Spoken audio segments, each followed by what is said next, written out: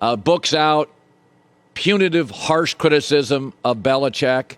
And I said, hey, you can say what you want about the harshness, but the bottom line is it worked in that room for a long time. Brady comes back to New England. What's your kind of takeaway on this wildly interesting night in Foxborough? All right, so the book is one thing and then the game's the other. I think your point was maybe the smartest and most important, which is whenever there is a tell-all written, and Seth Wickersham is a fantastic journalist, yes. So this isn't a shot at him.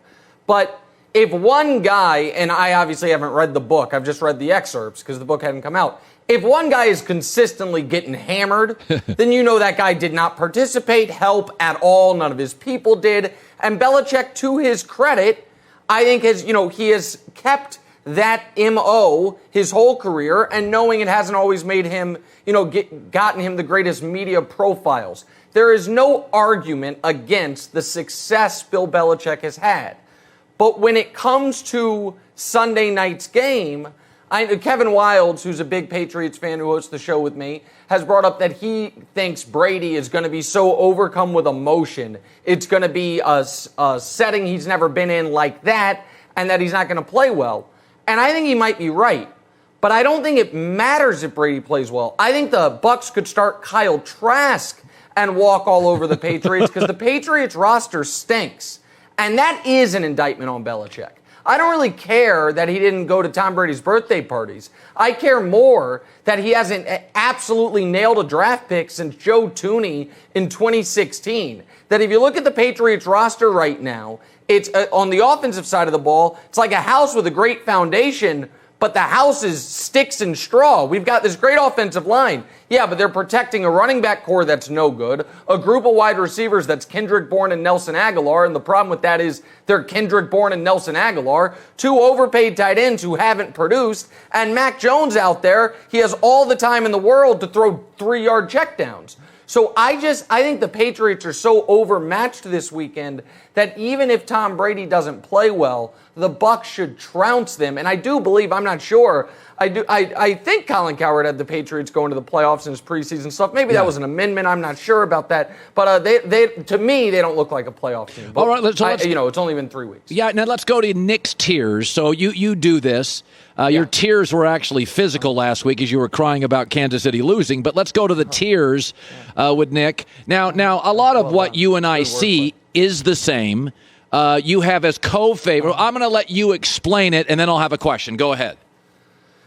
Yeah, no, I mean, listen, you don't have to, what did LeVar Burton you say on Reading Rainbow? You don't have to take my word for it? Oh, my God, Nick, you're such a homer. You have the Chiefs as co-favorites. Oh, is literally every sports book in Vegas, including Fox Bet, homers? Because they don't have the Chiefs as co-favorites. They have the Chiefs as the favorites. The fact that they have had 2 fourth-down conversions go against them, so they've lost 2 games in the final moments after being lousy with turnovers, does not change the fact that you and I both know, Colin Cowherd, that if you had a draft of possible opponents to play, every team in the league, their last draft pick would be to play the Chiefs. I need to see more than 2 fluky losses to change that. But if we could show my tears as a whole, just for a moment, because my big issue with your tears was you're being bullied by the standings. So if you see there in the middle, I have the Raiders and the Broncos, right where they should be. Yeah. The Raiders are 3-0,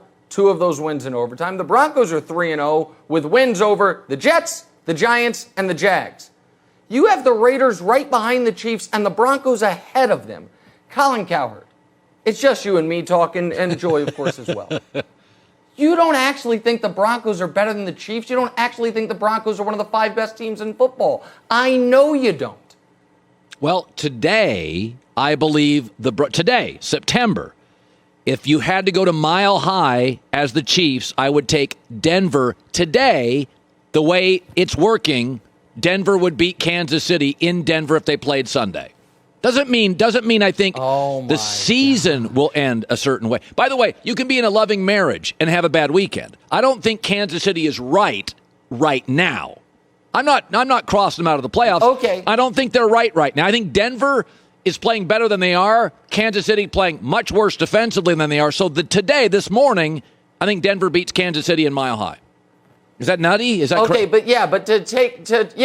is nutty. It is crazy. You are now saying I'll take Teddy Bridgewater and company over Patrick Mahomes because they beat the Jets, Giants, and Jags. Again, right. Jets, Giants, Jags. To torture your analogy a little further, though, you can be in a loving marriage and have a fight, but that doesn't mean if the next day you're like, hey, all time rank your partners that you have your ex ahead of your spouse. Like, no. And the other thing in the herd hierarchy, and I'm worried about you, Colin, you're drinking that Bills Kool-Aid again. Oh, love them. Now, I understand they had back-to-back dominant wins over not the actual Titans from Tennessee, but the Titans of the Miami Dolphins and the Washington football team.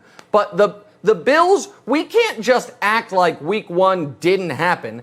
And Josh Allen was excellent, outstanding in week 3, which is good because it was his first truly great game of 2021, not this season, this year, dating back to the playoffs last year. So let's just pump the brakes on the Bills a bit, just a bit, because they do play the Chiefs in 2 weeks, and so we'll get to see that matchup. Can't wait. By the way, Richard Sherman back in the league with Tampa. What do you make of it? All right, so off the field, I make of it this. No one should be defined by their worst moment ever. And I think Richard has done enough in his career where he shouldn't be defined by that worst moment. With that said, when that worst moment is on camera and very recent, and I think frightening for all involved, we can't act like it didn't happen. He deserves his day in court, but we've seen the video of what it was, and it was pretty scary. So I think that has to be included in the calculus on this. And because it's included in the calculus, Colin, let me ask you, to me this shows, and I think they're right, but a little bit of desperation from Tampa in this regard. Going into the year, I would have argued their biggest weakness was their secondary. Right. Well, that's also the area they've had the most injuries, and that's the area through 3 weeks Dak Prescott lit them up, Matt Ryan temporarily lit them up, and Matt Stafford lit them up. And so I think if you are, the whole league could have had Richard Sherman. He was out, you know what I mean? He was street free agent up until today. I do think it shows a little kink in the Tampa armor that they are maybe a little more concerned than others are about their secondary and about their defense as a whole. Yeah. All right, that was pretty good. You know, we disagree on stuff. I do think Denver, I really do think there's a team every year in the NFL, every year, that shocks us. We're like, and I do think if Denver beats Baltimore this weekend, and it's basically a pick-em, that we're going to have to acknowledge Denver's that team. And we're like, okay, they're just better. You know, we could argue it's the Raiders, and maybe it's the Raiders. I figured you were going to make that team. I would have figured you'd make that team your beloved Sam Darnold Carolina Panthers. They're also 3-0. Also, one last point. Oh, before I go, sorry, but Joy, don't ever rob a bank with Colin Cowherd, by the way, because he's like, oh, I was texting with someone this weekend. Then he's like, it was a GM. His team won. They were on the road. Well, now we're down to 7 people, Colin. So, like, your sources are quickly being outed by you as you discuss it. Only 7 teams won on the road this week. You got to be a little tighter to the vest, my friend. All right. Good seeing you, buddy. Nick Wright, first things first. See ya. Bye. All right.